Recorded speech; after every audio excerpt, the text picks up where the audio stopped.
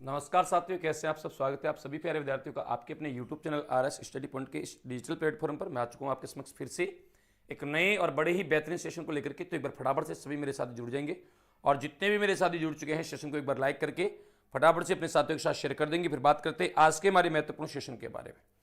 तो चलिए शुरुआत करते हैं आज के सेशन की। और आज के सेशन की शुरुआत से पहले मैं चाहूँगा एक बार सभी मेरे साथी मेरे साथ जुड़ेंगे और जो साथी जुड़ चुके हैं वो सेशन को लाइक करके फटाफट से शेयर करेंगे।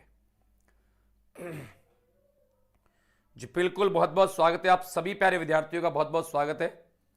चलो आज के सेशन की करते हैं शुरुआत। और आज के सेशन का क्वेश्चन नंबर 1 आपके सामने मैं रखने जा रहा हूं। उससे पहले कुछ इंपॉर्टेंट महत्वपूर्ण सूचना, और वो ये है कि आज हमारे ऑफर का लास्ट दिन है। जो भी साथी इच्छुक हैं, जो साथी जुड़ना चाहते हैं वो आज जुड़ सकते हैं, ठीक है। पशु परिचर पार्ट ए के लिए संपूर्ण राजस्थान जीके के 500 प्लस व्याख्यात्मक क्वेश्चन है। कितने? 500 प्लस व्याख्यात्मक क्वेश्चन आपको दिए जा रहे हैं। और ये आपको अब तक दिए जा रहे थे मात्र 99 रुपए के, और आज भी ये 99 रुपए के ही रहेंगे। आज के बाद इसका अमाउंट बढ़ जाएगा, ठीक है। तो इसमें आपको 500 प्लस प्रश्न व्याख्यात्मक उत्तर के साथ मिलेंगे और परीक्षा उपयोगी प्रश्न है, और सभी टॉपिकों को इसमें समावेश किया गया है। इतिहास से भी है, कल्चर से भी है, ज्योग्राफी से भी है, लगभग टॉपिकों को जो है इसमें समाहित किया गया है जो एग्जाम उपयोगी है। 80% ऑफ के साथ अभी आपको 99 रुपए में मिल रहे हैं। तो जो भी साथी इच्छुक है वो जाकर के परचेज कर सकता है। आज और 99 रुपए का है, कल से इसके आपको ज्यादा पैसे पे करने पड़ेंगे। तो जिन्होंने कर लिया है बहुत अच्छी बात है, जिन्होंने नहीं किया है वो भी जाके कर सकते हैं ज्वाइन, ठीक है। अगला हमारा है वो है पशु परिचर पार्ट बी। पार्ट बी में आता है आपका पशुपालन। ये 45 नंबर का है पार्ट बी, और 45 नंबर का केवल क्या आएगा? पशुपालन आएगा। इस संपूर्ण पशुपालन का थ्योरी का क्लास, ये थ्योरी की क्लास इसमें मिलेगी आपको, live class, recorded class, class PDF. और इसमें चल रहा है 70% का ऑफ। ये आपको मिल रहा है अभी 299 रुपए में। इसका भी आज लास्ट दिन है। तो जो भी साथी इच्छुक है परचेज करने के, जाकर के परचेज कर सकते हैं। अगर कोई समस्या आती है परचेज करने में 9614444490 ये नंबर है, इस पर आप संपर्क कर सकते हैं। आपकी समस्या का समाधान कर दिया जाएगा। आपका ये जो कोर्स रहेगा ये टिल एग्जाम डेट तक रहेगा। आप आराम से आप एग्जाम तक पढ़ सकते हैं, और जितनी बार चाहे उतनी बार पढ़ सकते हैं। एक बार पढ़े वीडियो को, एक बार देखो, 10 बार देखो, 50 बार देखो, कोई रोक टोक नहीं है, कोई प्रतिबंध नहीं है, ठीक है। तो अभी परचेज कर सकते हैं। 299 रुपए का अभी मिल रहा है। जाकर के फटाफट से परचेज कर लीजिएगा। डेमो क्लास भी आपको वहां पर मिलेगी फ्री में। आप ऐप डाउनलोड करके डेमो क्लास फ्री में देख सकते हैं। ऐप का लिंक लाइव कमेंट में और वीडियो के डिस्क्रिप्शन दोनों जगह आपको मिल जाएगा, ठीक है। तो मिलते हैं। जिसको भी जो भी इच्छुक है आज परचेज कर लीजिएगा, फिर कल बढ़ जाएगा, फिर मत बोलना। चलो आज का पहला क्वेश्चन आपकी मोबाइल की स्क्रीन पर। क्वेश्चन नंबर 1, कोकण तीर्थ किस स्थान को कहा जाता है? रणकपुर को, पुष्कर को, आबू को, मचकुंड को? बताओ साहब, किसको कोकण तीर्थ के नाम से हम लोग जानते हैं? किसे कोकण तीर्थ कहा जाता है? नमस्कार सभी को, नमस्कार, बहुत बहुत स्वागत है आप सभी प्यारे विद्यार्थियों का, दिल से बहुत बहुत स्वागत। चलो कोकण तीर्थ की अगर हम लोग बात करते हैं साथियों, कोकण तीर्थ किस स्थान को कहा जाता है? तो कोकण तीर्थ जो कहा जाता है मेरे प्यारे विद्यार्थियों, ये किसको कहते हैं? फटाफट बताएंगे जल्दी से। सभी प्यारे विद्यार्थियों का आरएस स्टडी पॉइंट के इस डिजिटल प्लेटफॉर्म पर बहुत बहुत स्वागत है। अब शुरुआत करते हैं पहले क्वेश्चन की। पहला क्वेश्चन आपके सामने है, कोकण तीर्थ किस स्थान को कहा जाता है? तो फटाक से आंसर आना चाहिए। रणकपुर, पुष्कर, आबू, मचकुंड। चलो तो बेटा याद रखना, कोकण तीर्थ जो कहा जाता है, कोकण तीर्थ हिंदुओं का 5वां तीर्थ, हिंदुओं का 5वां तीर्थ, 5वां तीर्थ, तीर्थराज है ना, तीर्थराज। कोकण तीर्थ हिंदुओं का 5वां तीर्थ, तीर्थराज, तीर्थों का मामा, तीर्थों का मामा। ये सारे किसके नाम है? ये सारे मेरे साथियों आपके पुष्कर के नाम है। किसके नाम है? पुष्कर के नाम है। पुष्कर कहां है? आप सभी तो जानते हैं, अजमेर में है पुष्कर। और पुष्कर राजस्थान की सबसे पवित्र झील है जहां पर मेला भी लगता है। मेला कब लगता है? कार्तिक पूर्णिमा को। और ये राजस्थान का सबसे रंगीन मेला है। कार्तिक पूर्णिमा को यहां मेला लगता है, कार्तिक पूर्णिमा को यहां मेला लगता है। और कार्तिक पूर्णिमा को लगने वाला मेला जो है राज्य का सबसे रंगीन मेला, यहां जो मेला लगता है उसमें द्वीपदान भी किया जाता है। पाषाण कालीन पुरातात्विक स्थल बागोर किस जिले में स्थित है? बागोर सभ्यता साथियों कौन से काल से संबंधित है? पाषाण कालीन है। अच्छा, इस बागोर सभ्यता का संबंध किस जिले से है? बांसवाड़ा, बीकानेर, भीलवाड़ा, उदयपुर। चलो फटाफट चलो भाई, सारे के सारे सभी का बहुत बहुत स्वागत। पीएसएस प्रणाम सर, नमस्कार, बहुत बहुत स्वागत है मेरे शेर। चलो हाँ, अब आ जाओ फटाक से सारे के सारे। देखिए शेयर कर दो, लाइक कर दो, जो करना चाहे कर दो, फटाफट से आ जाओ पर। जी हाँ, देखो यहां अगर हम बात करेंगे ना, बिल्कुल परफेक्ट आंसर मैं देख पा रहा हूं। कुछ एक बच्चे गलती कर रहे हैं, है ना। और ये क्वेश्चन मेरे भाई कई बार एग्जाम्स में बार बार सीधा सीधा आया हुआ क्वेश्चन है, सीधा सीधा एग्जाम में फंसा हुआ क्वेश्चन है। तो आप ध्यान रखेंगे, बागोर सभ्यता आपकी कहां है? ये भीलवाड़ा जिले में है। बागोर की सभ्यता कहां है साथियों? बागोर की सभ्यता है आपकी भीलवाड़ा जिले में, याद रखना है। कौन सी नदी पर है? ये कोठारी नदी पर है। ये कोठारी नदी पर ये सभ्यता विकसित हुई है, कोठारी नदी पर। दूसरा आपको ये ध्यान रखना है कि जो बागोर की सभ्यता है ये भीलवाड़ा जिले में है, कोठारी नदी पर है। और ये मेरे साथियों यहां से अगर हम बात करेंगे तो किसके अवशेष मिले? बागोर सभ्यता भीलवाड़ा से किसके अवशेष मिले? तो पशुपालन के अवशेष कहां से मिले? पशुपालन के साक्ष्य कहां से मिले साथियों? चलो बहुत अच्छे, संघर्ष ही जीवन है, बहुत अच्छी बात है। लो, गुर्जर जाति का प्रसिद्ध धार्मिक स्थल आसिंद किस जिले में? बताओ, ये पहले भी करवाया हुआ है, बताओ।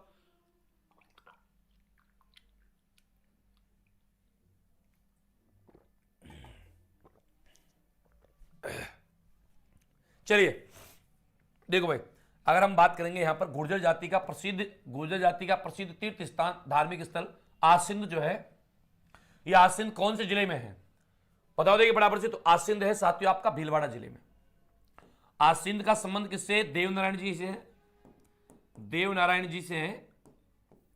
और आप सभी अच्छे से जानते हैं कि जो आपका आसिंद है ये कौन सी नदी के किनारे है? तो ये खारी नदी के किनारे। एक क्वेश्चन आया हुआ है, कौन सी नदी के किनारे? ये खारी नदी के किनारे ये स्थित है, ये भी आप ध्यान रखेंगे अच्छे से। अगला प्रश्न हमारा है, आदिवरा की उपाधि जिसने धारण की थी वो कौन था? भाई आदिवरा की उपाधि किस शासक ने धारण की थी? परमार भोज ने, मिहिर भोज ने, पृथ्वीराज ने, विग्रहराज ने? जल्दी चलो देखिए बराबर से। योगेश चौधरी, सुरेश कुमार, पूजा नायक, प्रियंका, राधा, राजकुमारी। चलो जल्दी जल्दी देखिए बराबर से। योगेश, अनिरुद्ध शर्मा। देखो भाई यहां आप याद रखना, मिहिर भोज ने, किसने? सम्राट मिहिर भोज के द्वारा। एकदम सही आंसर हो जाएगा यहां पर ऑप्शन बी, ऑप्शन बी सही होगा यहां पर। आगे है, दोराय का युद्ध किसके मध्य हुआ था? दोराय का युद्ध किसके मध्य हुआ था? अकबर और हेमू के बीच में, बाबर और सांगा के बीच में, शेरशाह और हुमायूं के बीच में, औरंगजेब और दारा के बीच में। दोराय का युद्ध कहां लड़ा गया? अजमेर में। अच्छा, किस किस के बीच में लड़ा गया था बताइए। देखिए बहुत अच्छे, बाबर और सांगा के बीच में। गलत होगा है बी, जिसका आंसर यहां पर आ रहा ना, गलत होगा। दोराय का जो युद्ध लड़ा गया था, दोराय का युद्ध यह है, एक उत्तराधिकारी युद्ध है मेरे साथियों। ये औरंगजेब और दारा सिकोह के बीच में लड़ा गया था, जिसमें दारा सिकोह की हार हो गई थी, औरंगजेब की विजय हुई थी। तो यहां सही आंसर क्या होगा? ऑप्शन डी सही होगा। औरंगजेब एवं दारा सिकोह के मध्य लड़ा गया यह युद्ध है। किस किसके बीच में?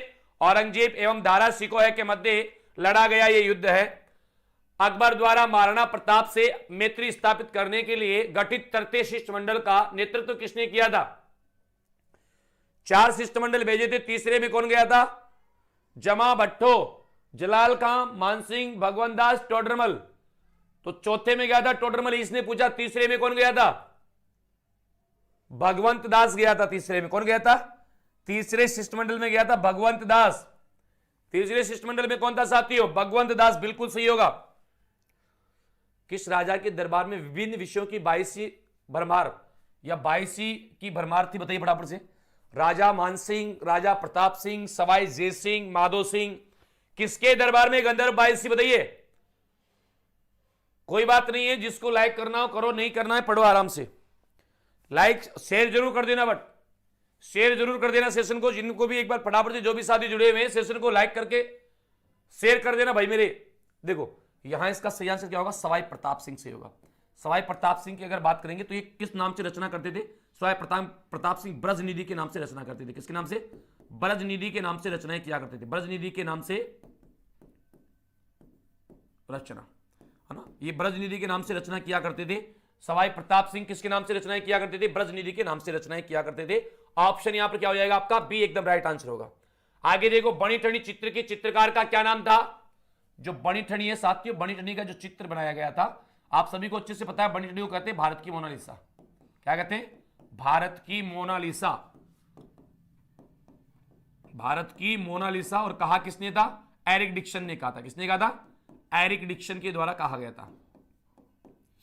एरिक डिक्सन के द्वारा इसको कहा गया था भारत की मोनालिसा। निर्मल देव, मनमोहन देव, निहाल चंद, अमर सिंह, क्या सही होगा बताओ? चलो जल्दी से बराबर से। सुनील, अनीशा, हुक्मचंद, फटाफट फटाफट आओ। देखिए सारे के सारे देखो बेटा, यहां बनी ठनी की अगर हम बात करते हैं ना, तो इसका सही आंसर होगा निहाल चंद। क्या होगा? ऑप्शन सी सही होगा, निहाल चंद, मोर ध्वज निहाल चंद ना। और ये कौन सी शैली में बना हुआ है? ये किशनगढ़ शैली का चित्र है। कौन सी? किशनगढ़ शैली का चित्र है, किशनगढ़ शैली। और आप सभी को अच्छे से पता है किसके काल में या किसके समय बनाया गया था ये? सावंत सिंह के समय का है ना। सावंत सिंह जो है, जिसको नागरीदास के नाम से जानते हैं, जिसको क्या कहते हैं? नागरीदास के नाम से भी जाना जाता है, नागरीदास के नाम से उनको जाना जाता है। तो यहां सही आंसर हमारा क्या हो जाएगा? निहाल चंद। बहुत अच्छे, एकदम राइट आंसर होगा ऑप्शन सी, बिल्कुल राइट आंसर होगा ऑप्शन सी। अगला है, सांबर झील का अधिकांश भाग किस जिले में स्थित है? सांबर झील राज्य की खारे पानी की सबसे बड़ी झील है और राजस्थान की भी सबसे बड़ी झील है। इसका विस्तार 3 जिलों में है। एक तो जयपुर में पाया जाता है, एक अजमेर में पाया जाता है और एक नागौर में पाया जाता है। जयपुर, अजमेर और नागौर, इन 3 जिलों में इसका विस्तार आपको देखने को मिलेगा। तो बताना आपको यह है कि जो सांबर झील है, ये सांबर झील का अधिकांश भाग किस जिले में है? जल्दी बताओ, देखिए बराबर से, शाबाश, जयपुर। ओके, देखते हैं, सबको बताना है, फटाफट फटाफट ध्यान चलाना चाहिए सबके। बेटा सांबर झील का जो अधिकांश भाग आपका है, ये जयपुर जिले में है। इस सांबर झील का पूछा जाता है कि इसका प्रशासनिक कार्यालय कहां है? प्रशासनिक कार्यालय कहां है साथियों इसका? तो इसका प्रशासनिक कार्यालय जो है, प्रशासनिक कार्यालय ये भी आपका जयपुर में है। सांबर झील का प्रशासनिक कार्यालय भी कहां है? जयपुर में है साथियों। सांबर झील का प्रशासनिक कार्यालय भी कहां है? जयपुर में है। ऑप्शन ए बिल्कुल सही हो जाएगा। अगला है, राजस्थान में छप्पन का मैदान किस नदी बेसिन का भाग है? छप्पन का मैदान आपको पता होना चाहिए, छप्पन का मैदान क्या है साथियों? तो प्रतापगढ़ और बांसवाड़ा के बीच में आप पढ़े होंगे। प्रतापगढ़ वह बांसवाड़ा के मध्य, बांसवाड़ा के मध्य 56 नदी नालों का समूह है। 56 नदी नालों का समूह है, नालों का समूह है, या 56 गांवों का समूह, या 56 गांवों का समूह है, गांवों का समूह है। क्या कहलाता है? ये कहलाता है 56 का मैदान। और साथियों ये 56 का मैदान कहां है आपका? ये माही नदी बेसिन का भाग है। किसका पार्ट है ये माही नदी बेसिन का पार्ट है। बिल्कुल सही आंसर हो जाएगा माही नदी बेसिन, जिसका भी ऑप्शन सी आ रहा है, बिल्कुल परफेक्ट आंसर है मेरे साथियों। और नेक्स्ट क्वेश्चन क्या है? यहां से एक क्वेश्चन और याद रखना, 56 की पहाड़ियां कहां हैं? 56 की पहाड़ियां कहां हैं साथियों? 56 की पहाड़ियां, तो 56 की पहाड़ियां आपकी बाड़मेर जिले में पाई जाती है, याद रखना। 56 की पहाड़ियां कौन से जिले में है? बाड़मेर में। 56 का मैदान कहां है? ये आपका माही नदी बेसिन में है, लेकिन 56 की पहाड़ियां कहां है? ये याद रखना, बाड़मेर जिले में है। हाड़ौती के पठार में राजस्थान का कौन सा क्षेत्र सम्मिलित किया जाता है? दक्षिणी पूर्वी, दक्षिणी, दक्षिणी पश्चिमी या उत्तर पूर्वी? हाड़ौती का पठार है क्षेत्र, इस हाड़ौती के पठार में राजस्थान का कौन सा क्षेत्र सम्मिलित किया जाता है? देखिए फटाफट से बताओ सारे के सारे। शाबाश, बहुत अच्छे, दक्षिण पूर्वी। ओके, दक्षिण पश्चिम भी आंसर आ रहा, शाबाश, क्या बात है भाई। दक्षिण पश्चिम बेटा गलत है, जिसका भी दक्षिण पश्चिम आया गलत है। देखिए सबका आंसर आना चाहिए फटाफट से। देखो हाड़ौती के पठार में किसको सम्मिलित करते हैं? तो यहां पर है कोटा, बूंदी, कोटा, बारा, झालावाड़, यहां है बूंदी। तो ये कौन सा क्षेत्र है? ये दक्षिण है, ये पूर्व है, तो ये कौन सी हो जाएगा? दक्षिण पूर्व। क्या हो जाएगा? दक्षिण पूर्व। तो यहां पर राजस्थान का दक्षिणी पूर्वी भाग जो है, ये हाड़ौती के क्षेत्र में आता है, यानी कि दक्षिणी पूर्वी पठारी प्रदेश। नाम तो सुना ही होगा, सुना है सर। हाँ, सभी को गुड इवनिंग, राम राम सा, बहुत बहुत स्वागत है थारा सबका। चलो आगे आ जाओ। अगला क्वेश्चन क्या है? किस लोक देवता को ग्वालों का पालनहार, और ये तो मैंने आपको करवाया हुआ है साथियों, ग्वालों का पालनहार किसे कहा जाता है? देवनारायण जी, तेजाजी, रामदेव जी या देव बाबा? बताओ देखिए।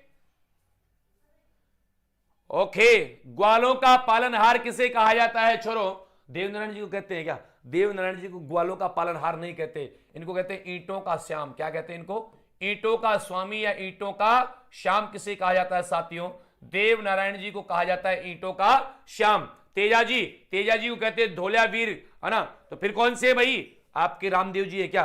रामदेव जी नहीं, रामसा पीर, रोनीचरा धड़ी, पीरों के पीर, ये होंगे देव बाबा।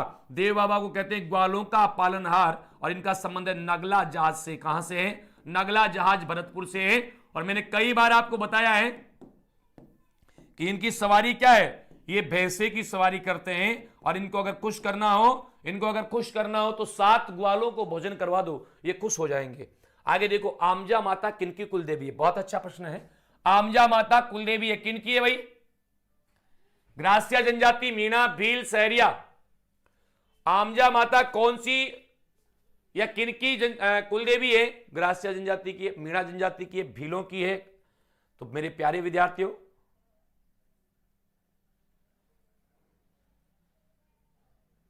हाँ, ओके लक्ष्मण, ओके। देखो, ग्रासिया जनजाति, भील, मीणा, सहरिया। आमजा माता जो है साथियों भीलों की है। आमजा माता किसकी है? भीलों की कुलदेवी, याद रख लेना। भीलों से इनका संबंध है, एकदम सही होगा भील। ऑप्शन सी करेक्ट हो जाएगा, भील। आगे देखो, निम्न में से किस लोक देवी को 1857 की क्रांति की देवी कहते हैं?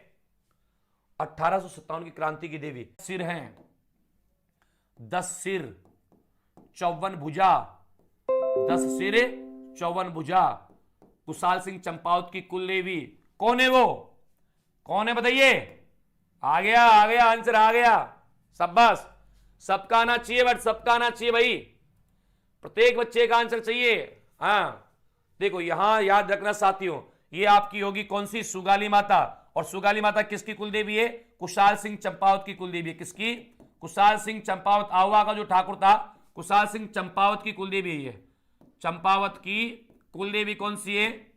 चंपावत की कुलदेवी है साथियों, वो है आपकी सुगाली माता। आहुआ की ठाकुर कुशाल सिंह चंपावत की कुलदेवी कौन सी है? सुगाली माता। राइट आंसर क्या होगा यहां पर? Option D. अगला क्वेश्चन क्या है बताओ सर? सूती वस्त्र उद्योग के लिए अधिकांश कच्चा माल राजस्थान के किन जिलों से प्राप्त होता है?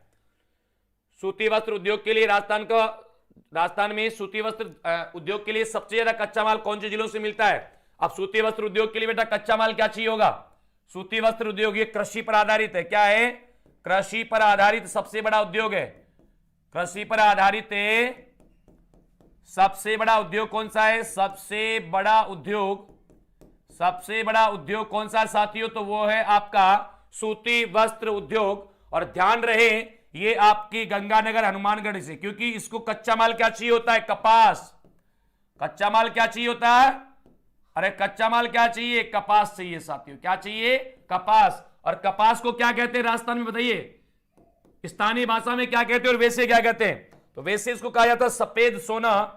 क्या कहते हैं? वैसे कहते हैं सफेद सोना, और स्थानीय भाषा में इसको कहते हैं बढ़िया। इसका उत्पादन किसमें होता है? गांठों में। उत्पादन किसमें होता है? गांठों में इसका उत्पादन होता है। गांठों में उत्पादन होता है, गांठों में उत्पादन। और प्रत्येक गांठ का वजन कितना होता है? प्रत्येक गांठ का वजन होता है 170 केजी। 170 केजी की प्रत्येक गांठ होती है इसकी। शाबाश मेरे साथियों, बहुत अच्छे। आगे देखो, छातों अम्ब्रेलो के लिए प्रसिद्ध बताओ जल्दी। छात्रों के लिए, अम्ब्रेलो के लिए कौन प्रसिद्ध है? जय हिंद भाई, जय हिंद। सभी का बहुत बहुत स्वागत है। नमस्कार, राम राम, जय हिंद। चलो आ जाओ फटाफट से। छातों के लिए या अम्ब्रेलो के लिए प्रसिद्ध है, तो बेटा ये फालना प्रसिद्ध है। फालना तो कहां पड़ता है? पाली में पड़ता है आपका। इसमें दिक्कत है क्या? कछु दिक्कत ना है। सांगानेर से बहुत बार प्रश्न आता है, ये किसके लिए प्रसिद्ध है? हाथ से कागज निर्माण के लिए। हाथ से कागज निर्माण, रंगाई छपाई के लिए, है ना। राजस्थान की जो वर्तमान सीएम है ना, राजस्थान के जो वर्तमान सीएम है वो सांगानेर विधानसभा से ही जीत करके जाते हैं ना। राजस्थान से जो वर्तमान सीएम है वो सांगानेर विधानसभा से, भजनलाल जी सांगानेर विधानसभा से ही जीत करके गए हैं। तो ये भी आप ध्यान रखेंगे। भारत का एकमात्र ऐसा शिवलिंग जो 5 जगह से खंडित होने के बाद भी पूजित है या पूजा जाता है, कौन सा बताइए? डूंगरपुर, भीलवाड़ा, जोधपुर, राजसमंद। राज्य का एकमात्र ऐसा शिवलिंग कौन सा है भाई? या देश में एकमात्र ऐसा कहां है? डूंगरपुर में है। और डूंगरपुर में कहां पर है? वेणेश्वर धाम में है। वेणेश्वर धाम, नौटापुरा गांव, जिला डूंगरपुर। यहां पर जो शिवलिंग है ये 5 जगह से खंडित है। कितनी जगह से? 5 जगह से खंडित है। 5 जगह से खंडित है। उसके बाद भी इसकी क्या होती है? पूजा होती है। उसके बाद भी इसकी क्या होती है? पूजा होती है। आगे देखो, राज्य का वह संभाग जिसमें मुख्यतः काली मिट्टी का विस्तार पाया जाता है। राजस्थान का वह कौन सा संभाग है जिसमें मुख्यतः काली मिट्टी का विस्तार पाया जाता हो? अजमेर संभाग, उदयपुर संभाग, बीकानेर संभाग, कोटा संभाग। बताओ देखें जल्दी जल्दी। वाह रे वाह रे वाह, लाडले वाह। छा गया गुरु, छा गया। देखो यहां अगर हम बात करेंगे ना, राजस्थान का एकमात्र वह संभाग कौन सा है साथियों जिसमें काली, सबसे ज्यादा काली मिट्टी का विस्तार, कोटा संभाग। और काली मिट्टी आप सभी को पता है, काली मिट्टी को कपासी मृदा भी कहते हैं, कपासी मृदा भी कहा जाता है क्योंकि इसमें सर्वाधिक कपास की कृषि होती है। इसी को रेगुर मृदा भी कहते हैं, रेगुर मृदा भी इसको कहा जाता है। और इस मिट्टी में सर्वाधिक नमी धारण की क्षमता होती है, किसकी? नमी धारण की। सबसे ज्यादा नमी धारण करने वाली यही होती है। स्वतः जुताई का गुण इसमें पाया जाता है, स्वतः जुताई का गुण इसमें पाया जाता है साथियों, जुताई का गुण इसमें पाया जाता है। ये चीजें ध्यान रखोगे ना? बिल्कुल सर रखेंगे। चलो तो फिर आगे देखो, अगला क्वेश्चन देख लो। क्या है अगला क्वेश्चन? मानसून शब्द किस भाषा के शब्द से बना है? मानसून शब्द की उत्पत्ति कौन सी भाषा से हुई है? फारसी, अरबी, जर्मन, अंग्रेजी। मानसून शब्द की उत्पत्ति कौन सी भाषा के शब्द से हुई है? फटाफट से बताइए जल्दी से। हाँ, और फटाफट से मेरे भाई जिन जिन साथियों ने अभी तक सेशन को लाइक नहीं किया है, सभी साथियों से अनुरोध है एक बार सेशन को लाइक करो फटाफट से, और शेयर खड़का दो अपने मित्रों तक, 70 प्लस करो, जब तक तो सांस नहीं आएगी मेरे को ना।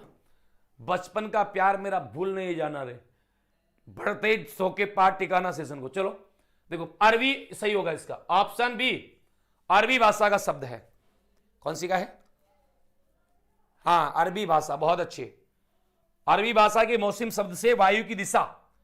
शरद विषु कब होता है? एक वर्ष में 2 विषु होते हैं, एक होता है 21 मार्च को, एक होता है 23 सितंबर को। ये विषु क्या होता है? विषु का मतलब है जब सूर्य भूमध्य रेखा पर सीधा चमकता है तो संपूर्ण पृथ्वी पर दिन और रात की अवधि समान होती है, और इस स्थिति को क्या कहते हैं? विषु कहते हैं।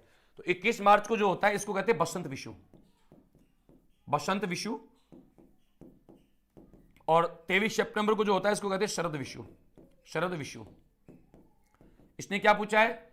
इसने शरद विषु पूछा। शरद विषु 23 सितंबर, ऑप्शन में है क्या? ये रहा, 23 सितंबर को होता है शरद विषु। आपका कब होता है? 23 सितंबर को होता है शरद विषु।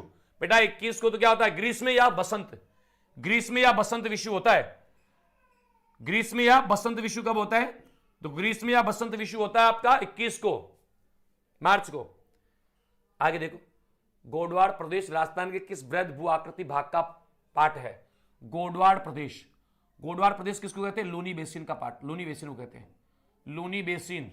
और जो लूनी बेसिन है किसका भाग है? पूर्वी मैदानी प्रदेश का, पश्चिमी शुष्क प्रदेश का, हाड़ौती के पठार का, घग्गर के मैदान का, किसका भाग है भाई?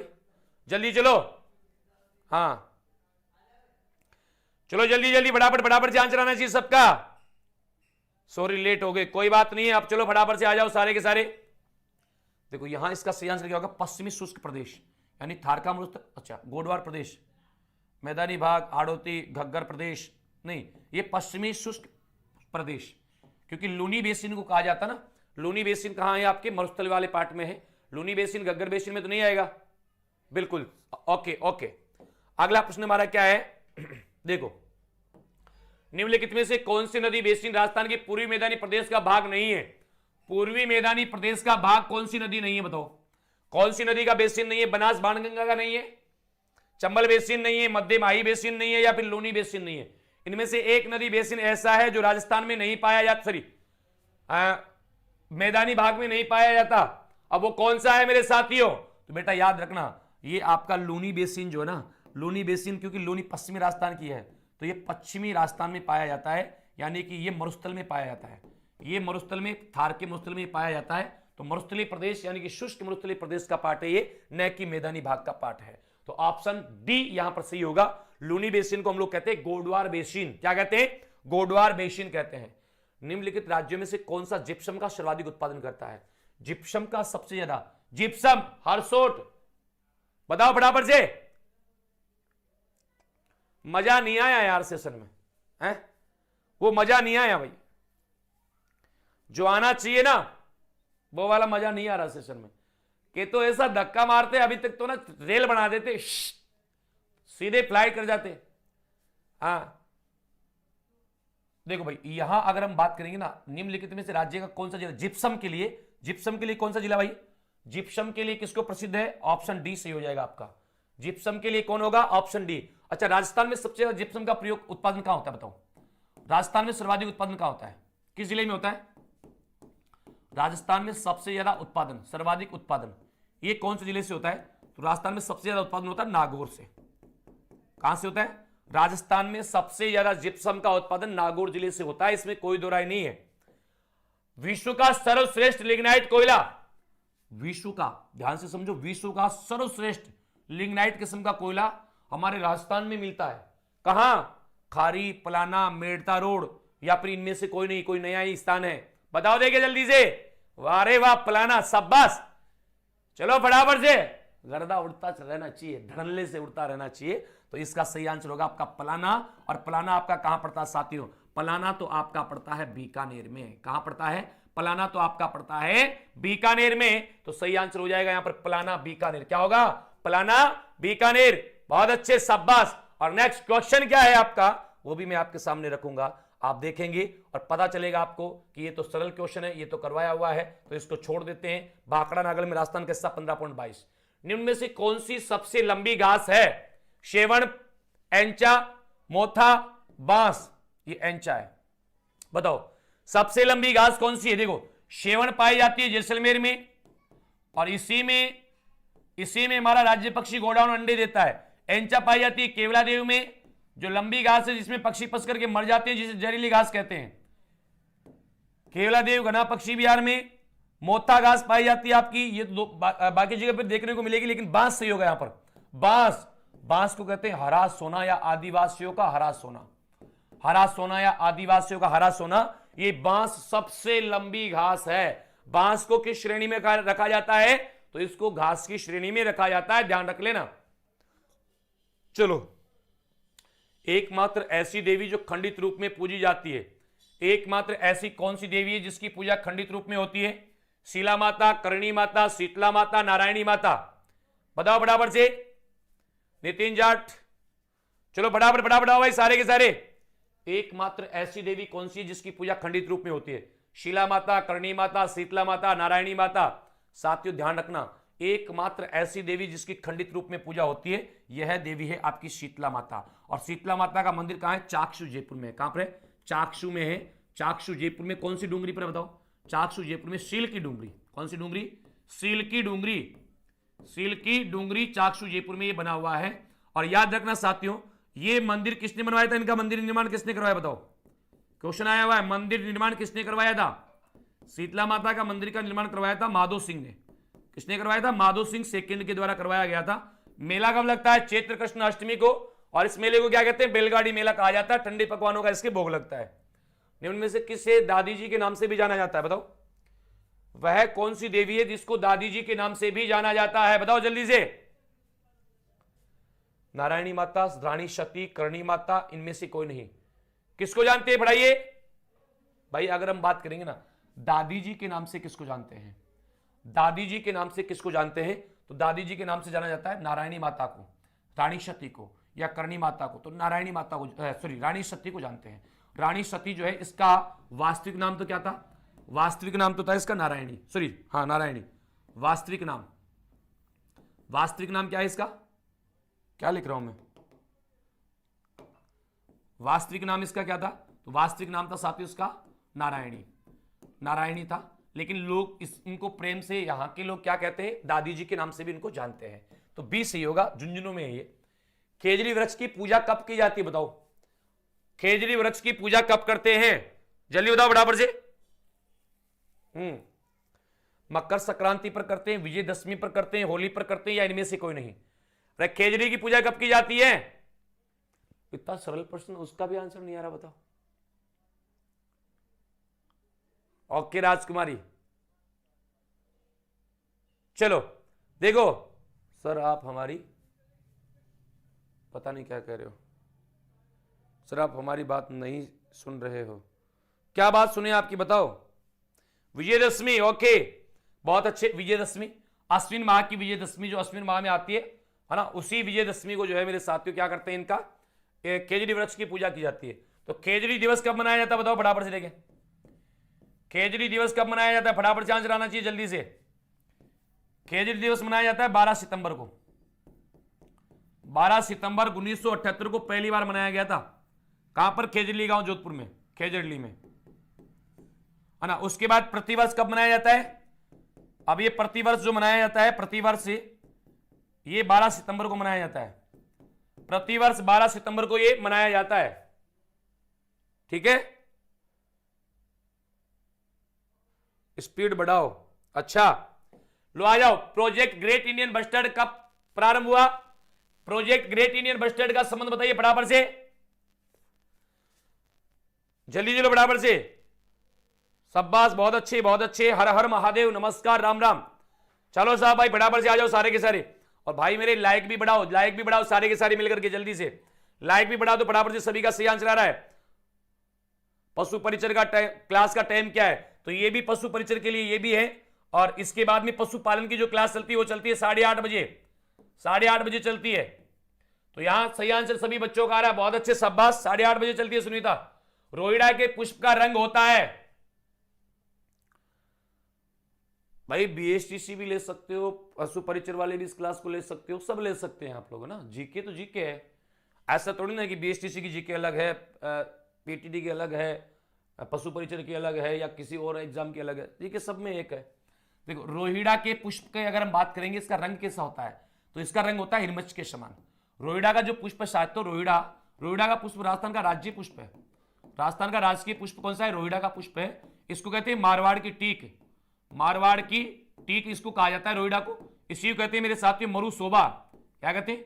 मरुशोभा के नाम से भी इसको जानते हैं। रोहिड़ा को एक चूहा नुकसान पहुंचा रहा, जरविल नामक चूहा।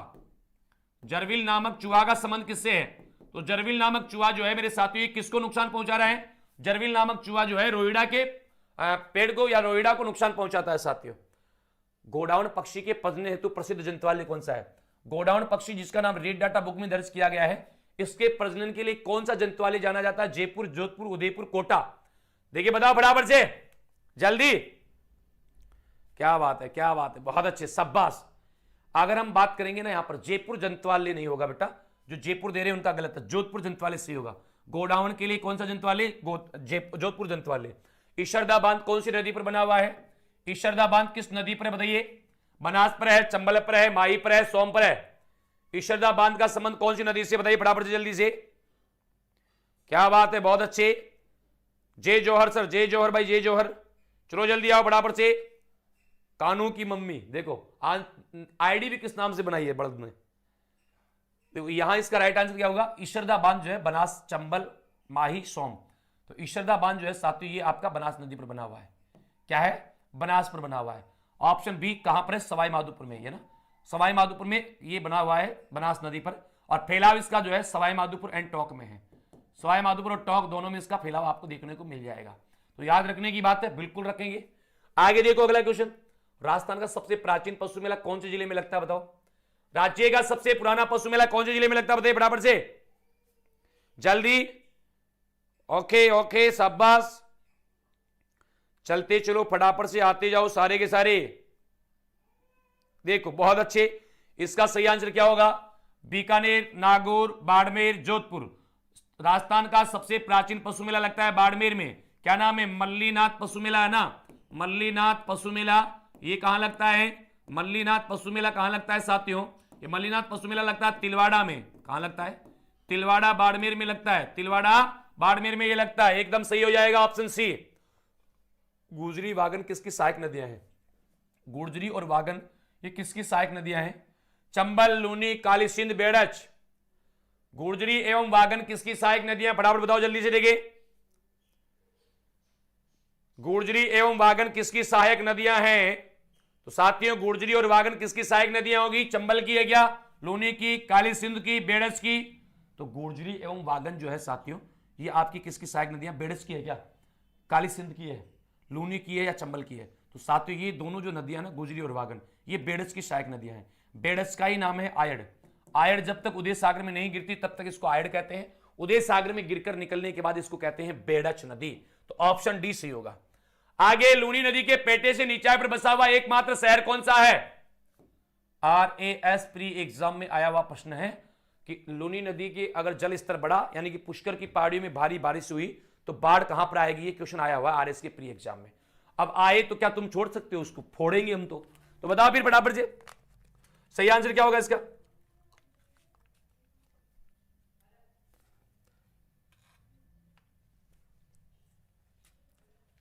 ओके भाई, ओके, शाबाश, डन, मस्त, गजब, शानदार। देखो यहां इसका राइट आंसर क्या होगा आपका, यहां होगा बालोतरा। बालोतरा सही होगा। हनुमानगढ़ जंक्शन तो घग्गर के पेटे से नीचे पर बसा हुआ है, घग्गर नदी के पेटे से नीचे पर बसा हुआ आपका हनुमानगढ़ जंक्शन। आगे देखो, सीसारमा और भूजड़ा नदियां किस झील में गिरती है। एक नदी का नाम है सीसारमा, दूसरी का नाम है भूजड़ा। ये दोनों ही कहां गिरती है भाई? अब क्या बोलूं मैं, बोल तो दिया कि शेयर करो, लाइक करो और चैनल को सब्सक्राइब करो, 100+ करो फटाफट से। अब ये तो तुम्हारा काम है ना, मेरा काम थोड़ी है। ये देखो सब्सक्राइब का टारगेट अभी जहां था ना वहीं पे बैठा है, तो सब्सक्राइब भी बढ़ाओ फटाफट से। जिन जिन ने नहीं किया ना फटाफट से करो जल्दी से। देखे जिन विद्यार्थियों ने अभी तक चैनल को सब्सक्राइब नहीं किया फटाफट से सब्सक्राइब कर दो जल्दी से। बेटा राइट आंसर क्या होगा? सीसारमा और भूजड़ा दोनों किसमें गिरती है? जेसमंद झील में। जेसमंद झील में, सॉरी माफ चाहूंगा, पिछोला झील में। पिछोला झील में गिरती है दोनों, जेसमंद में नहीं गिरती। जेसमंद में तो कौन सी? गोमती, गोमती नदी पर है जेसमंद तो ना। तो ये सीसारमा और भूजड़ा किसमें गिरती है? ये आपकी गिरती है पिछोला झील में। याद रखना ये पिछोला झील में गिरती है मेरे साथियों। पिछोला झील उदयपुर बिल्कुल सही है ना। जिसका आंसर बी आ रहा है गलत है। सामर में कौन सी गिरती है? सामर में गिरती है आपकी रूपनगढ़, रूपनगढ़, खारी, खंडेला, रूपनगढ़, खारी, खंडेला और मेंथा, ये आपकी सामर में गिरती है। तो राइट आंसर यहां पर क्या हो जाएगा? Option D. आगे देखो अगला प्रश्न क्या है? उदयपुर में जेसमंद से आगे पूर्व की ओर फैला विच्छेदित व कटापटा पठार निम्न में से क्या कहलाता है? बोराट का पठार, देशरों का पठार, लसाड़िया का पठार, मेवाड़ का पठार, सॉरी मेरवाड़ा का पठार। अब जल्दी चलो फटाफट से। उदयपुर में स्थित जेसमंद के आगे पूर्व में कटापटा विच्छेदित पठार क्या कहलाता है? जेसमंद झील के पूर्व में स्थित कटापटा विच्छेदित पठार, इसको कहते हैं लसाड़िया का पठार। क्या कहते हैं? लसाड़िया का पठार। और लसाड़िया का पठार नए जिलों के स्थान पर कौन से में आएगा? सलूम्बर में। नए जिलों के आधार पर किसमें आएगा? सलूम्बर जिले में आ जाएगा। ये उदयपुर में नहीं होगा अब, ये ना। जैसे नए जिलों से संबंधित बात करेंगे तो सलूम्बर जिले में आ जाएगा ये। अगला क्वेश्चन है काजरी शोध संस्थान। काजरी और आपरी आए नहीं, ऐसा हो सकता है क्या कभी? काजरी से एक क्वेश्चन कभी ना कभी, मतलब लगभग 1, 2, 3 एग्जाम में एक बार आता ही रहता है। काजरी या आपरी का मुख्यालय पूछता रहता है। तो आपको तो पता है जयपुर में है, जोधपुर में है, अजमेर में है या उदयपुर में है? बताओ कहां है काजरी का मुख्यालय? कहां है? जयपुर कौन बोला रे? इस जयपुर बताओ। अरे यार इसमें भी इतनी बड़ी गलती करोगे क्या छोटे से क्वेश्चन में भी? है देखो इसका सही आंसर होगा जोधपुर में है काजरी का मुख्यालय। कहां है? काजरी का मुख्यालय राजस्थान के जोधपुर जिले में है। औषधीय महत्व की सोनामुखी पत्तियों का निर्यात किस जिले से होता है? औषधीय महत्व की सोनामुखी पत्तियों का निर्यात कौन से जिले से होता है? उदयपुर, हनुमानगढ़, जोधपुर, अजमेर। औषधीय महत्व की सोनामुखी पत्तियों का निर्यात किस जिले से होता है बताइए? औषधीय महत्व की सोनामुखी पत्तियों का निर्यात कौन से जिले से किया जाता है? तो मेरे साथियों उदयपुर से करते हैं, हनुमानगढ़ से, जोधपुर से या जयपुर से। तो औषधीय महत्व की सोनामुखी पत्तियों के निर्यात के लिए आपका जोधपुर जिला प्रसिद्ध है, याद रख लेना। कौन सा जिला? जोधपुर जिला मेरे साथियों। और ऊन के लिए भी कौन सा जिला?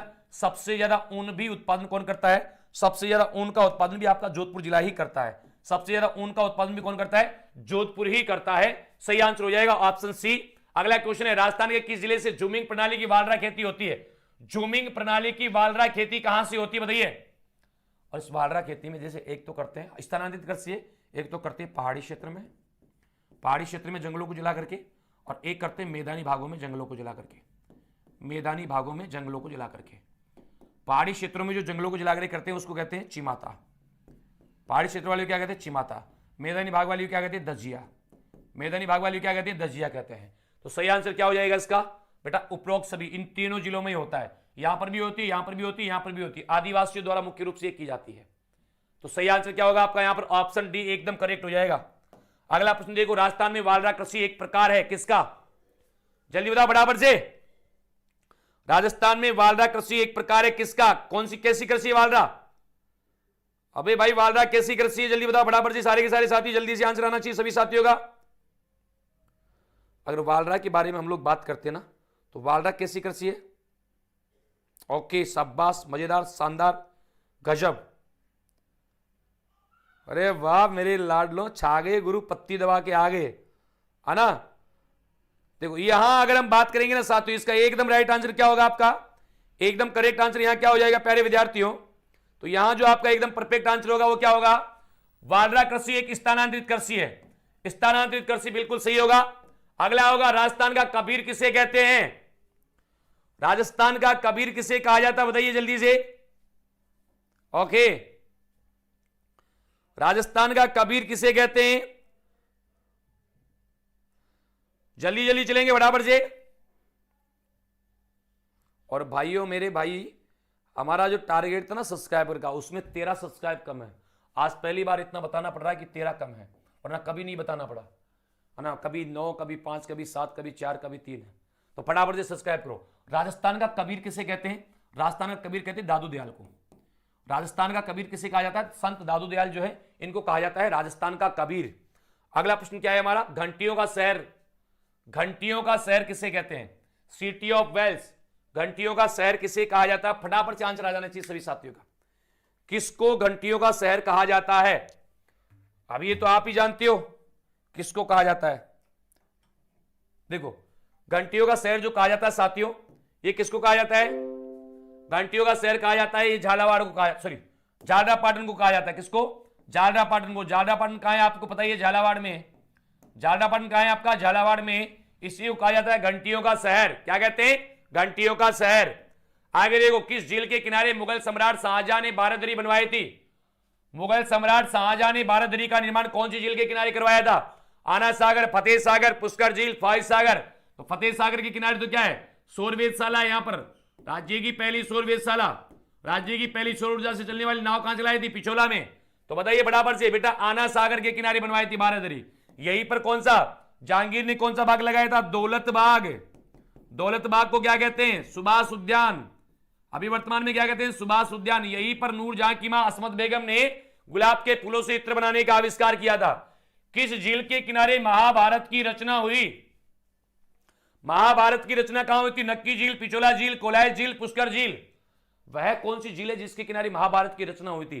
तो भाई वेद व्यास ने महाभारत की रचना कहां की थी साथियों? पुष्कर झील के किनारे बैठ करके की थी। कहां पर? पुष्कर झील के किनारे बैठ करके की थी। तो एकदम सही होगा पुष्कर झील अजमेर। पुष्कर झील अजमेर के किनारे हुई थी साथियों, है ना। पुष्कर झील अजमेर बिल्कुल सही होगा। अगला क्वेश्चन है, चीनी का सहकारी क्षेत्र में स्थित कारखाना है? केशवराय पाटन, सूरतगढ़, प्रभात नगर, ब्यावर। जल्दी बताओ, चीनी का सहकारी क्षेत्र में स्थित कारखाना कौन सा है? केशवराय पाटन, सूरतगढ़, प्रभात नगर, ब्यावर। तो बेटा चीनी का सहकारी क्षेत्र में जो कारखाना है ना, वह केशवराय पाटन में है। केशवराय पाटन कहां पड़ता है? बूंदी में पड़ता है। और ये वर्तमान में क्या हो चुका है? बंद हो चुका है ना। और इसके स्थान पर 1000 मेगावाट का क्या है? 1000 मेगावाट का गैस आधारित विद्युत संयंत्र है। गैस आधारित विद्युत संयंत्र यहां पर स्थापित किया गया है, ठीक है ना। गैस आधारित विद्युत संयंत्र यहां पर स्थापित है। मतलब हमारा सही आंसर क्या है? Option A. और अगला प्रश्न क्या है? राजस्थान का पहला सीमेंट कारखाना कहां स्थापित किया गया था? राज्य का पहला सीमेंट का कारखाना कहां स्थापित हुआ बताइए? पहला सीमेंट का कारखाना कहां है? लाखेरी में, मोड़क में, गोटन में, ब्यावर में। राज्य का पहला सीमेंट का कारखाना कहां स्थापित किया गया था? तो बेटा राजस्थान का पहला सीमेंट का कारखाना लाखेरी बूंदी में, लाखेरी बूंदी में 1915 में स्थापना हुई थी। कब हुई थी? 1915 में स्थापना हुई थी। किस नाम से सीमेंट बनी बताओ? 1915 में स्थापना हुई थी, एसीसी के नाम से सीमेंट बनी थी। Association cement company. किस नाम से? एसोसिएशन सीमेंट कंपनी के नाम से बनी थी। तो एकदम सही हो जाएगा लाखेरी बूंदी 1915। उत्पादन कब शुरू किया था? उत्पादन शुरू किया था 1917 में। उत्पादन कब शुरू किया था? 1917। आगे देखो, तो राजस्थान में सर्वाधिक उत्पादन क्षमता वाला सीमेंट का कारखाना कौन सा है?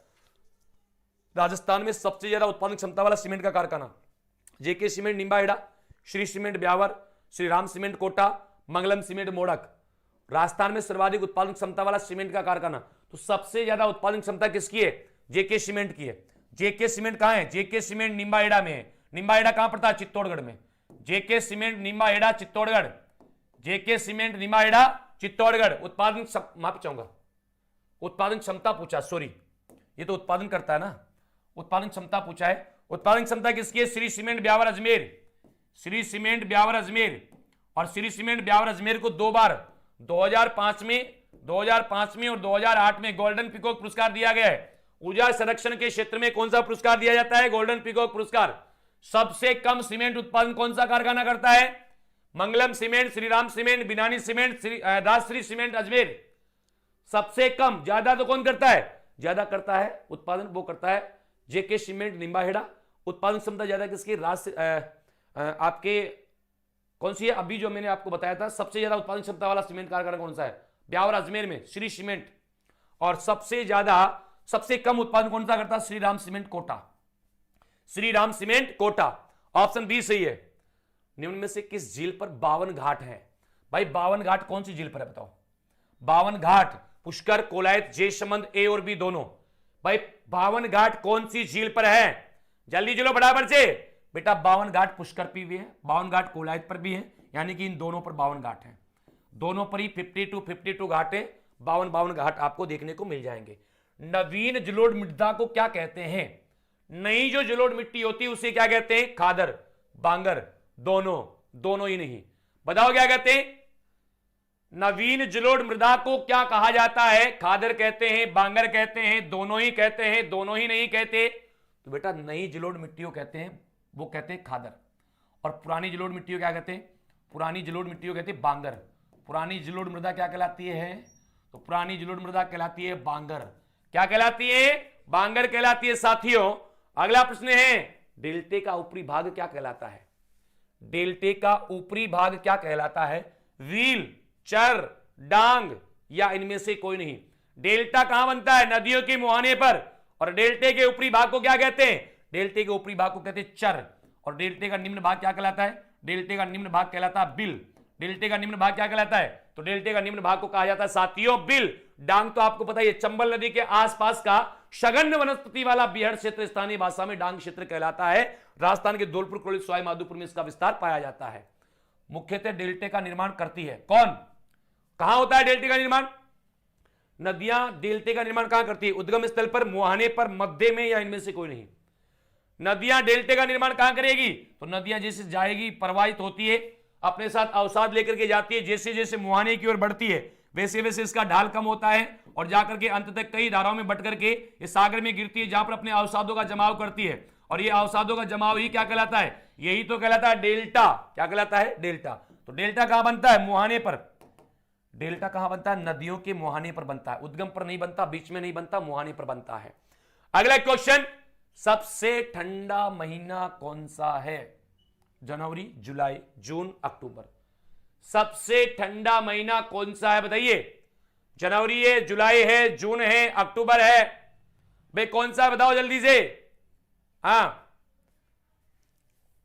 ठीक है साहब, बहुत अच्छे। देखो यहां अगर हम बात करेंगे ना, सबसे ठंडा महीना है आपका जनवरी का महीना। जनवरी का महीना सबसे ठंडा महीना है। और सबसे गर्म कौन सा है? सबसे गर्म महीना कौन सा है? सबसे गर्म महीना है जून। सबसे गर्म महीना कौन सा है? तो सबसे गर्म है जून। सबसे ठंडा है जनवरी। अगला क्वेश्चन कौन सा? ये रहा। चल रहे, दक्षिणी गोलार्ध की सबसे बड़ी रात कब होती है? दक्षिण गोलार्ध की सबसे बड़ी रात, देखो उत्तरी गोलार्ध की होती है 22 दिसंबर को, और दक्षिणी गोलार्ध की सबसे बड़ी रात होती है, ये होती है 21 जून को। याद रख लेना, 21 जून को उत्तरी गोलार्ध का सबसे बड़ा दिन होता है। और जब उत्तरी गोलार्ध का सबसे बड़ा दिन होगा, उस दिन दक्षिणी गोलार्ध की सबसे बड़ी रात होगी। यानी कि 21 जून को दक्षिणी गोलार्ध की इसने पूछा है। अगर उत्तरी गोलार्ध की पूछता तो क्या होता? उत्तरी गोलार्ध की सबसे बड़ी रात होती है 22 दिसंबर को। उत्तरी गोलार्ध की सबसे बड़ी रात कब होती है? तो उत्तरी गोलार्ध की सबसे बड़ी रात, सबसे बड़ी रात ये कब होती है? 22 दिसंबर को होती है। ये कब होती है? 22 दिसंबर को होती है साथियों। ऊंट अपनी कुबड़ का उपयोग किस काम में के लिए करता है? ऊंट जो है ये अपनी कुबड़ का प्रयोग किस काम के लिए करता है? कुबड़। भारत में ज्यादातर एक कुबड़ वाले ऊंट पाए जाते हैं, दो कुबड़ वाले ऊंट केवल लद्दाख में आपको मिलेंगे। बेटा यहां याद रखना, ये वसा संग्रहण के लिए करता है, जल संग्रहण के लिए नहीं करता। एक गलत आंसर आ रहा है गुरुजी, एटीट्यूड आ गया है। भाई मेरे किसका एटीट्यूड आ गया है? ये क्या होता है एटीट्यूड, है ना? तो इसका सही आंसर क्या होता है? ऑप्शन बी, वसा संग्रहण के लिए। सही होगा यहां पर ऑप्शन बी। चलिए आगे। राजस्थान का मरुसोबा कहा जाता है, किसको कहते हैं? मरुसोबा किसे कहते हैं बताइए? रोजड़ा पुष्प, रोजड़ा थोड़ी, रोहिड़ा है, गलती से रोजड़ा हो गया ना।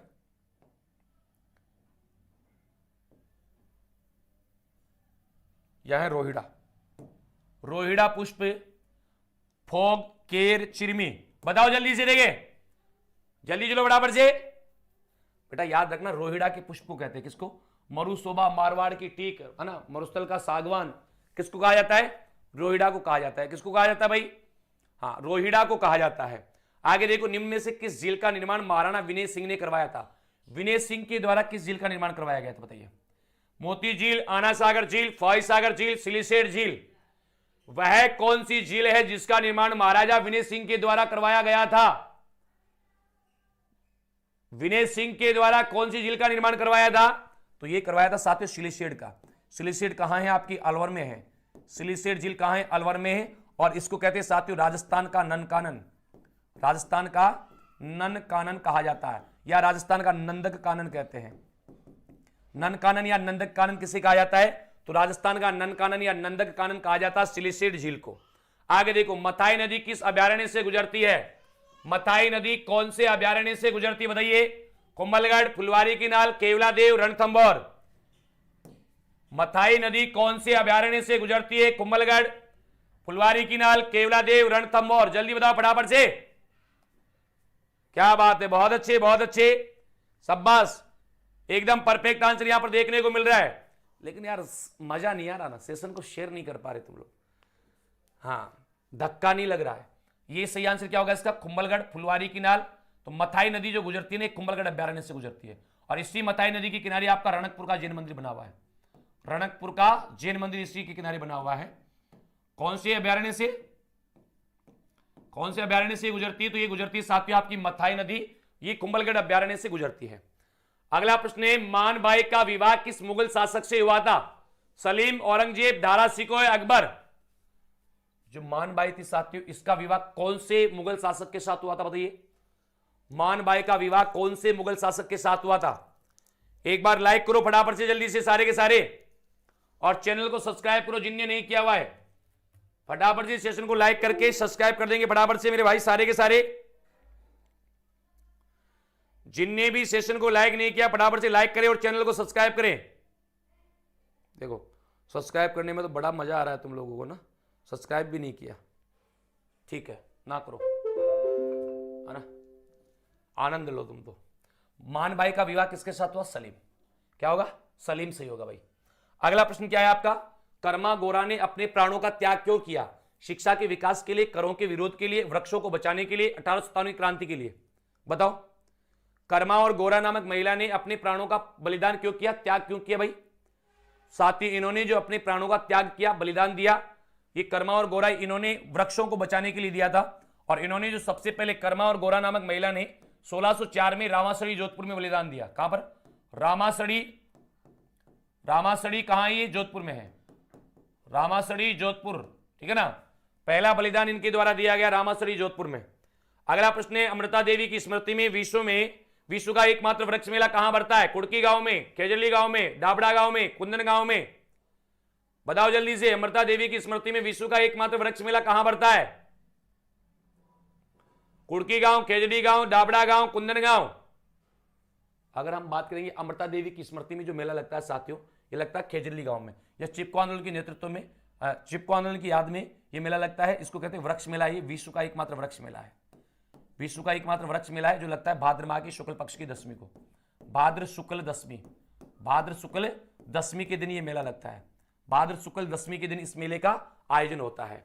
अगला क्वेश्चन है हमारा, वो आपके सामने है। निम्न में से वह कृष्ण भक्त महिला जिसने जीवन पर्यंत आंखों पर पट्टी बांधे रखी ताकि वह संसार के भौतिक सुख सुविधाओं को न देख सके, इस कारण इस महिला को राजस्थान की गांधारी भी कहा जाता है। कौन है बताइए? मीरा बाई है, गौरी बाई है, समान बाई चारण है, सहजो बाई है। कौन सी बताइए बराबर से जल्दी से, चलो जल्दी जल्दी बराबर से। अगर प्यारे विद्यार्थियों, मेरे प्यारे विद्यार्थियों, हम बात करेंगे, यहां काफी बच्चों का आंसर आ रहा है, शाबाश, जानदार, शानदार। चलो फटाफट बराबर से आंसर सबका आना चाहिए। लाडलो इतने धीरे से ना चलो, लटको मत, पटक दूंगा, है ना। तो धड़ल्ले से आंसर आना चाहिए सभी साथियों का। हाँ, वाह भाई, छा गए, बहुत बहुत धन्यवाद सब। चलिए अगला क्वेश्चन क्या है आपका, देखिएगा ये रहा। रत्ना शास्त्री जो राज्य की प्रथम पद्म भूषण व पद्मश्री पुरस्कार प्राप्त महिला थी, निम्न में से ये किसकी पत्नी थी भाई? रत्ना शास्त्री ये किसकी पत्नी थी? दुर्गा प्रसाद शास्त्री, हीरालाल शास्त्री, रामनारायण शास्त्री, गोपाल दास शास्त्री? बताइए क्या सही होगा इसका, जल्दी बराबर से।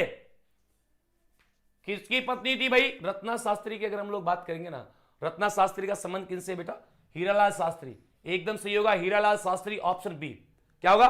हीरालाल शास्त्री की पत्नी थी रत्ना शास्त्री, ये एकदम राइट आंसर होगा आपका। और अगला प्रश्न आपका है, ये हो गया। प्रसिद्ध कला पारखी एरिक डिक्सन द्वारा किस चित्र को भारत की मोनालिसा कहा गया था? प्रसिद्ध कला पारखी कौन? Eric Dixon. इस एरिक डिक्सन ने कौन सी किस चित्र को भारत की मोनालिसा कहा था? बनी ठनी को, रागमाला को, सुपासना चरितम को, दीप्ति कला को? किसको कहा था भारत की मोनालिसा? बताइए। तो प्यारे विद्यार्थियों, इन्होंने कहा था बनी ठनी को। बनी ठनी किशनगढ़ चैली का चित्र है। सावत सिंह, जिसको नागरीदास के नाम से भी जानते हैं, उनके काल में बना मोर ध्वज निहाल चंद के द्वारा बनाया गया ना। तो अगला प्रश्न क्या होगा हमारा? ब्रजनिधि के नाम से कौन सा शासक अपनी कविताओं को लिखता था? है ना। ब्रजनिधि के नाम से रचना कौन करता था? महाराणा बदन सिंह, सवाई जय सिंह, सवाई प्रताप सिंह, सवाई ईश्वरी सिंह। वह कौन सा शासक है जो ब्रजनिधि के नाम से रचनाएं किया करता था? बताओ। अबे ब्रजनिधि के नाम से रचनाएं करता था सवाई प्रताप सिंह। जयपुर शासक सवाई प्रताप सिंह किसके नाम से रचना करता था? तो ये ब्रजनिधि के नाम से रचनाएं किया करता था। ठीक है ना। अगला क्वेश्चन क्या है? ये देखो आपके सामने, हेला ख्याल लोक संगीत राजस्थान के किस क्षेत्र से संबंधित है? हेला ख्याल लोक संगीत बताइए फटाफट से, जल्दी से। चलो जल्दी जल्दी फटाफट से। क्या बात है।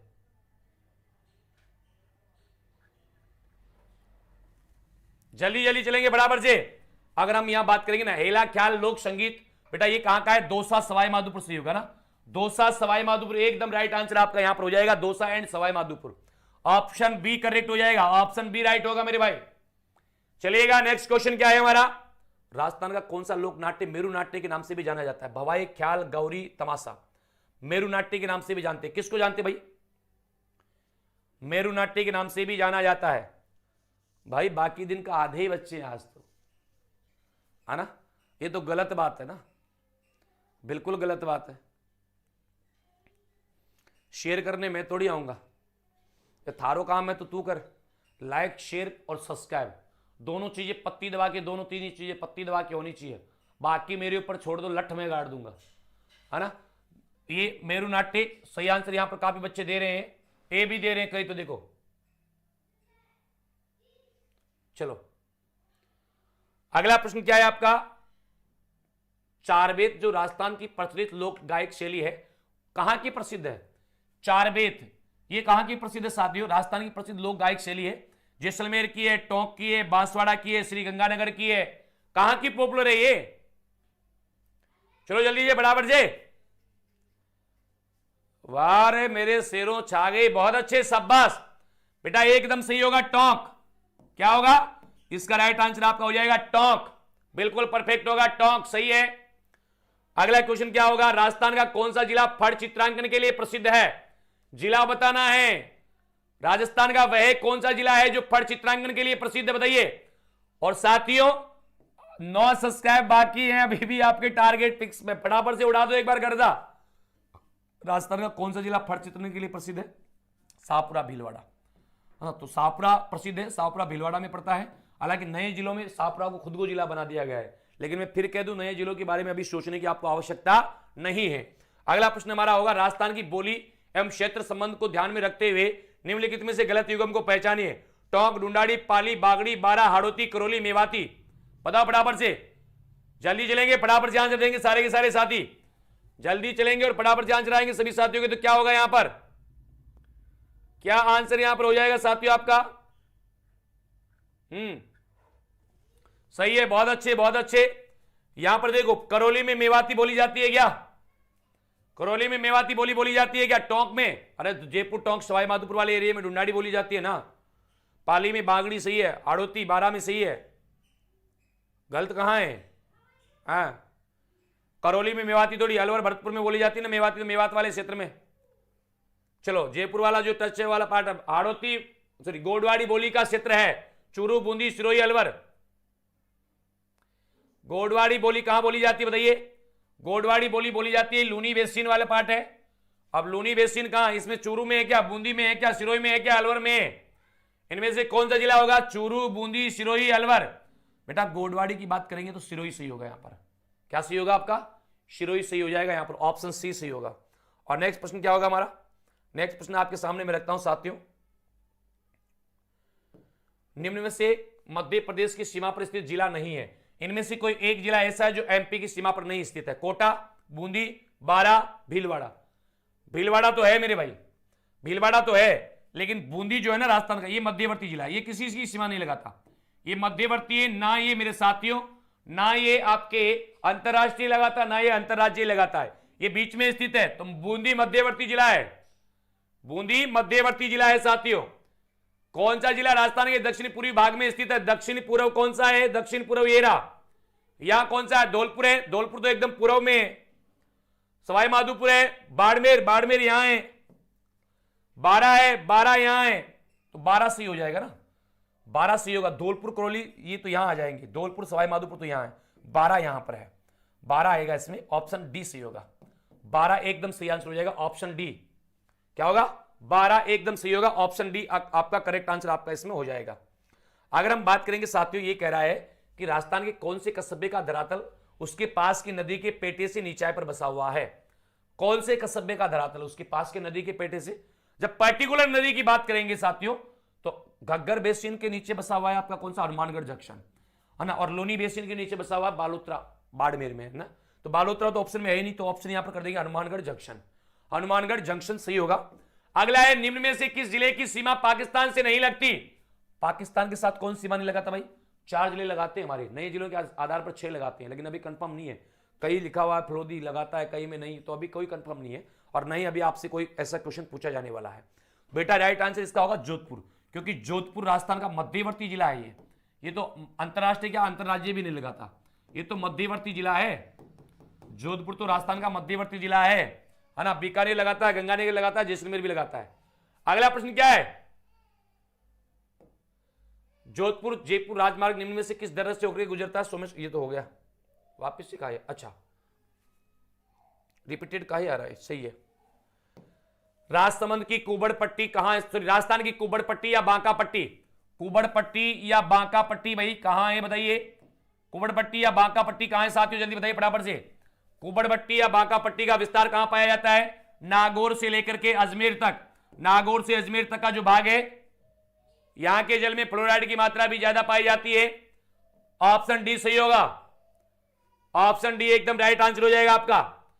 जयसमंद झील के सबसे छोटे टापू का नाम क्या है? जयसमंद झील पर कितने टापू है? टोटल 7। सबसे बड़े का नाम बाबा का भांगड़ा, सबसे छोटे का नाम प्यारी, इसी पर एक टापू जिसका नाम है बाबा का मगरा, जिस पर आइसलैंड एंड रिसोर्ट नामक होटल है। तो छोटा पूछा ना इसने, छोटा का नाम है प्यारी। जगमंदिर जगनिवास तो पिछोला के हैं साथियों। अगला है, स्थानीय भाषा में वराह नदी किसे कहते हैं? वराह नदी के नाम से किसको जाना जाता है साथियों? हमारा जो टारगेट है सब्सक्राइबर का 9 कम है, उसको पूरा कर देना फटाफट से, उसको पूरा करना है, फटाफट से हिट कर दो जाके धड़ाम से। हाँ चलो फटाफट आ जाओ सारे के सारे, शाबाश। इसका राइट आंसर क्या होगा? स्थानीय भाषा में वराह किस नदी को कहा गया है? तो वराह नदी कहते हैं साथियों, ये कहते हैं आपकी रूपारेल को, रूपारेल नदी, इसी को कहा जाता है वराह नदी। रूपारेल नदी को क्या कहते हैं? रूपारेल नदी को ही कहा जाता है साथियों, वराह नदी के नाम से जानते हैं। और इसी का क्या नाम है? लसवारी नदी भी है, इसी को लसवारी नदी के नाम से भी जानते हैं। वराह मंदिर कहां है? बारह में है, सॉरी वराह मंदिर कहां है? पुष्कर में है। वराह नगरी किसे कहते हैं? बारह को कहते हैं। वराह की उपाधि किसे मिली थी? मिहिर भोज को मिली थी। अगला क्वेश्चन क्या है? उदयपुर सौर वेधशाला किस झील के किनारे है? उदयपुर में एक सौर वेधशाला स्थापित की गई है, कौन सी झील के किनारे स्थापित है? जयसमंद, पुष्कर, उदय सागर, फतेह सागर, बताओ। अरे कौन सी झील के किनारे? जल्दी चलो बराबर से, बिल्कुल संजय एकदम परफेक्ट कहा आपने, जल्दी चलो बराबर से। अब तो शेयर करने की भी नहीं बोल रहा यार कि तुम लाइक करो शेयर करो, थारी मर्जी करे तो करना, करो तो मत कर यार, केवल चैनल को सब्सक्राइब करो, फटाफट से आंसर दो। इसका राइट आंसर क्या हुआ? सौर वेधशाला है फतेह सागर झील के किनारे। फतेह सागर झील आपकी कहां है? ये उदयपुर जिले में है। फतेह सागर झील कहां है आपकी? ये आपकी उदयपुर जिले में है साथियों। अगला प्रश्न क्या है? भाखड़ा नागल परियोजना किन राज्यों की संयुक्त परियोजना है? भाखड़ा नागल, जिसमें राजस्थान का हिस्सा अभी मैंने बताया था शुरू में 15.22% है, ये कितने राज्यों की परियोजना है? राजस्थान मध्य प्रदेश की, गलत आंसर। मध्य प्रदेश हरियाणा की, गलत आंसर। राजस्थान गुजरात की, गलत आंसर। राजस्थान पंजाब हरियाणा की, सही आंसर। ऑप्शन डी पेहरा की परियोजना है ये, पेहरा, पंजाब हरियाणा राजस्थान, पेहरा की संयुक्त परियोजना है ये, पंजाब हरियाणा राजस्थान।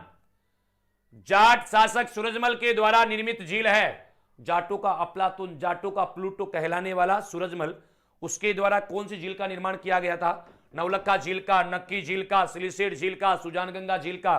तो बेटा सुजान गंगा तो कोई झील थी नहीं, सुजान गंगा मोती झील से निकाली गई नहर है। झील का क्या नाम है? मोती झील। झील का क्या नाम है? मोती झील है ना। तो यहां पर याद रखना साथियों, मोती झील सही होगा।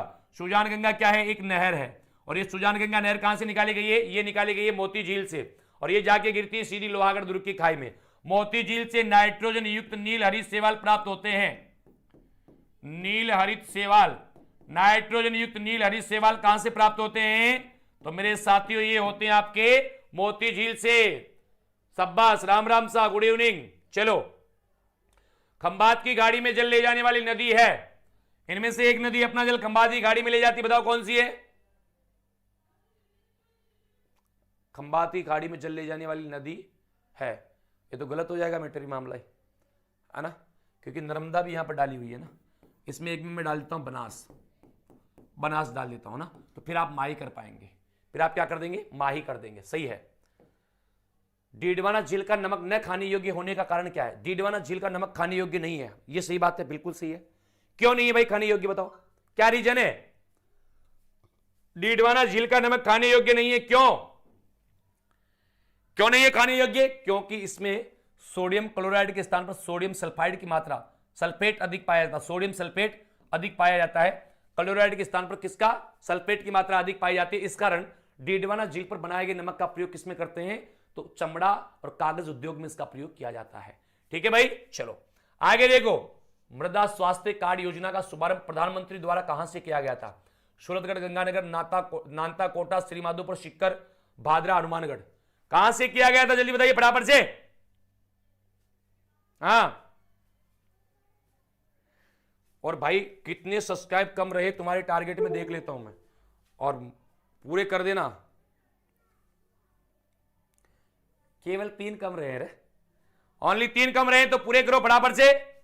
कम रहने का नहीं है ना, जिन ने सब्सक्राइब नहीं किया ना फटाफट से कर दो। कम नहीं रहने चाहिए। कम किस बात का भाई?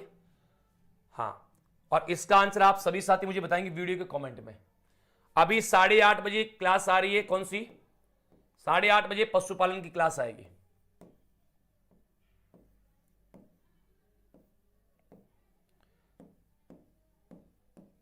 पशुपालन की क्लास है ना।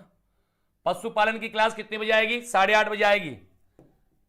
पशुपालन क्लास कितने बजे आएगी आपकी? 8:30 बजे। तो जो भी साथी इच्छुक हैं पशुपालन की क्लास में जुड़ने के लिए, वो 8:30 बजे हमारे साथ जुड़ सकते हैं। और आपको पहले ही बता दूं, आज ऑफर का लास्ट दिन है। आज ऑफर का लास्ट दिन है। जो भी साथी इच्छुक हैं पशु परिचय के पार्ट 1 के लिए संपूर्ण राजस्थान जीके के व्याख्यात्मक प्रश्न हम आपको दे रहे हैं। कितने? 500 प्लस प्रश्न हैं, व्याख्यात्मक प्रश्न हैं, और प्रश्न इसमें 80% ऑफ के साथ केवल 99 रुपए में दिए जा रहे हैं।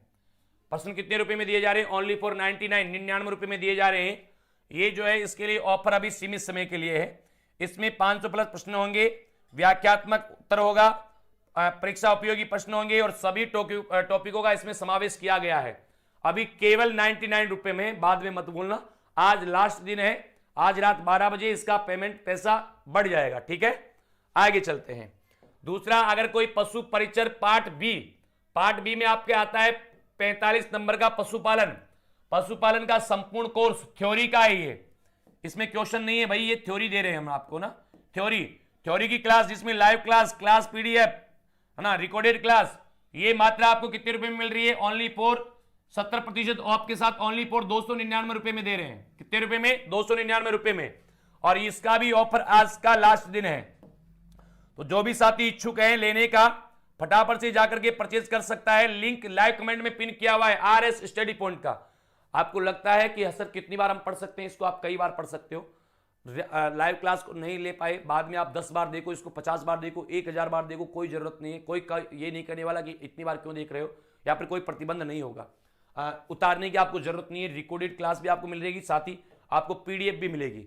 मतलब इसकी जो पढ़ाया जाएगा उसका पीडीएफ भी आपको वहीं पर मिल जाएगा। तो उतारने की भी आपको आवश्यकता नहीं है, जिसको आप अपनी एग्जाम तक पढ़ सकते हो। वो भी कितने रुपए में? ओनली फॉर 299 रुपए में। कितने रुपए में? केवल 299 रुपए में। लेकिन आज ये रात को 12 बजे के बाद इसका पैसा बढ़ जाएगा। ठीक है ना। चलो, तो सभी साथी क्या करेंगे? चैनल को सब्सक्राइब कर देंगे ज्यादा से ज्यादा, क्लास को लाइक कर देंगे, चैनल को सब्सक्राइब कर देंगे और जाकर के फटाफट से वीडियो को अपने साथियों के साथ ज्यादा से ज्यादा शेयर करेंगे। और जो भी मेरे साथी जुड़ना चाहते हैं पशुपालन क्लास में 8:30 बजे जरूर मेरे साथ जुड़े। इसी के साथ आज के हमारे इस सेशन को करते हैं यहीं पर समाप्त। मिलते हैं कल फिर ब्रेक के बाद। तब तक के लिए आप सभी साथियों को नमस्कार, राम राम साहब, धन्यवाद।